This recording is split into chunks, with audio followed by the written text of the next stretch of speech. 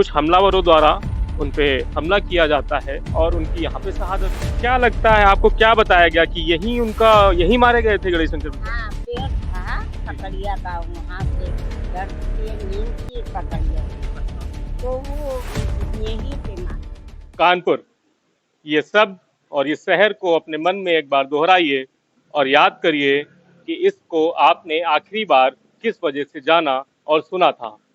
जी हाँ, आपके मन में एक छवि आएगी जब आपने कानपुर में दंगे, पत्थर और ऐसी ही हिंसा होते हुए देखा था।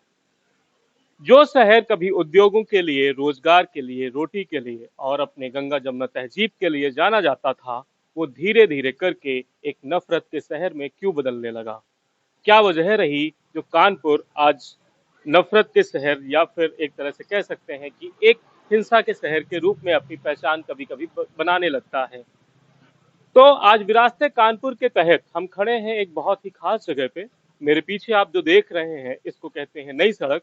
जी हाँ, वही नई सड़क जहाँ करीब 15 दिन पहले पत्थरों की बौछार हुई थी। हो सकता है आप इस नई सड़क से गुजरे हो और इस सड़क की तीसरी गली है। जब आप उसके अंदर घुसते हैं, जब आप उसके अंदर प्रवेश करते हैं तो आप पहुंचते हैं चौबे गोला। चौबे गोला की सड़क में जब आप आगे बढ़ते हुए जाते हैं तो आपको एक ये मंदिर दिखता है, बंदूकेश्वर हनुमान मंदिर। जब आप सामान्य तौर से जा रहे होंगे तो आपको लगेगा कि एक सामान्य मंदिर है, आपकी सोच के आगे बढ़ते हुए चले जाएंगे।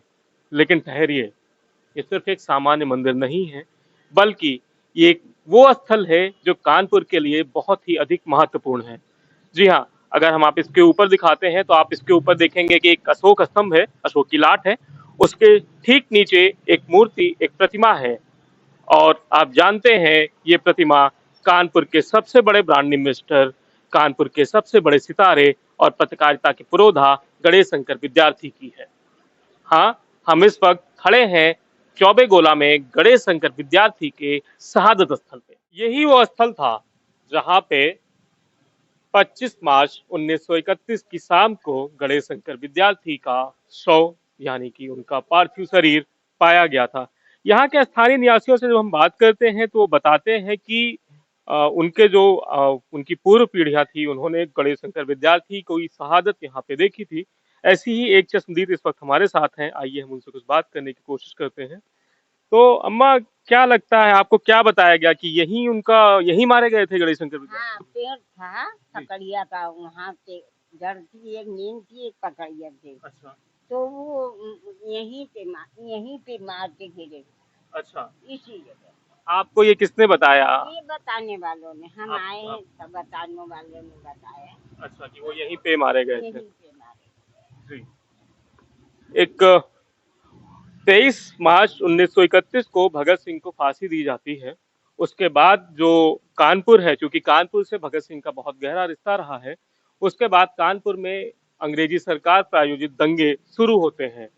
उन दंगों को शांत कराने के लिए गणेश शंकर विद्यार्थी जी खुद मैदान में उतरते हैं। 2 दिन तक वो दंगों को शांत कराते रहते हैं। उसके बाद वो 25 मार्च की शाम को इस गली में आते हैं अपने कुछ स्वयंसेवकों के साथ में। बताते हैं कि इसी दौरान कुछ हमलावरों द्वारा उन पे हमला किया जाता है और उनकी यहाँ पे शहादत होती है। इसके साथ एक विडंबनापूर्ण या दुखदायी बात ये होती है कि उनकी लाश कई दिनों तक पहचानी नहीं जाती है। वो 3 से 4 दिन बाद लावारिस के तौर पे पोस्टमार्टम हाउस में बरामद की जाती है। लेकिन गणेश शंकर विद्यार्थी के साथ एक विडंबना सदैव चलती है। गणेश शंकर विद्यार्थी सिर्फ 25 मार्च 1931 को नहीं मरते हैं, वो हर दिन मरते हैं जब वो शहर जो उनका कानपुर था धीरे धीरे उनको भूलने लगता है। जब वो शहर जिसकी हिंदू मुस्लिम एकता के लिए वो शहीद होते हैं, उस शहर को वो अक्सर जलते हुए देखते हैं। गणेश शंकर विद्यार्थी तब मरते हैं जब वो पत्रकारिता को दलाली में बदलते हुए देखते हैं। गणेश शंकर विद्यार्थी के हत्यारे हम सिर्फ दंगाइयों को ही नहीं कह सकते हैं, बल्कि कहीं ना कहीं हम उस सब में शामिल हैं। आप जो ये शहीद स्थल देख रहे हैं जहाँ पे उनकी अंतिम समय बीता था, वहां पे जो उनकी मूर्ति लगी है, शायद आपको ये भी जान के आश्चर्य होगा कि ये मंदिर भी 2001 के दंगों जिसमें सीपी पाठक जी मारे गए थे, जला दिया गया था।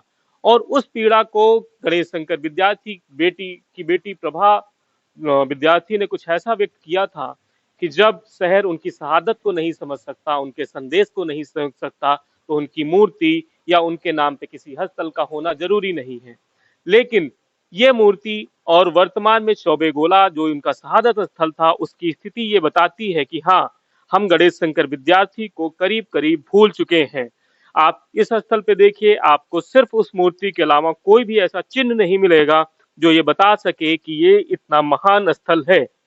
आपको जान के ये भी आश्चर्य होगा कि शायद ही उनकी किसी पुण्यतिथि पे यहाँ पे कोई भी नेता या कोई भी प्रशासन शासन संबंधी कार्य होता हो या उनको कभी दो पुष्प अर्पित किए जाते हो।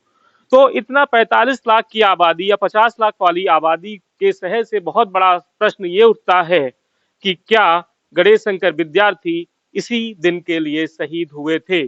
सवाल ये भी उठता है कि जब एक पार्षद, एक नेता के जन्मदिन या छोटे छोटे कार्यक्रमों में पूरा शहर होर्डिंग्स बैनर से पट जाता है, तो क्या इतने खास स्थल पे एक 2x2 का बोर्ड भी नहीं होना चाहिए।